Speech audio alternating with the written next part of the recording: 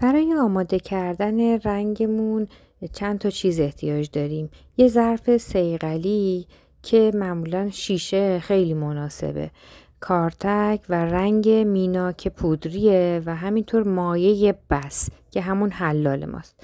مقداری از رنگ مورد نظرمون رو روی شیشه میریزیم، بین رنگ رو باز میکنیم، به اصطلاح میگن مثل آتش فشان. بین رنگ رو باز میکنیم، چند قطره از مایع بس رو بین رنگ میریزیم و با کارتک خوب ورزش میدیم تا رنگدونه ها باز بشن کامل. یه توضیحی میدم که مایع بس از گلیسرین، صمغ عربی که از عطاریا میتونید بگیرید و مقداری از آب ساخته میشه. و اینکه رنگای مینا از اکسید فلزات هستن، مثلا اکسید کوبالت، اکسید طلا، کلا از اکسید فلزات هستن.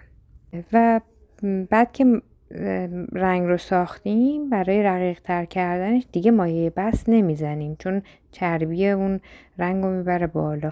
از آب استفاده میکنیم واسه رقیق تر کردنش. با یه قطره چکون چند قطره آب میریزیم رو رنگ و استفادهش میکنیم. بعد از اینکه خشک شده بود دوباره با آب نرمش میکنیم.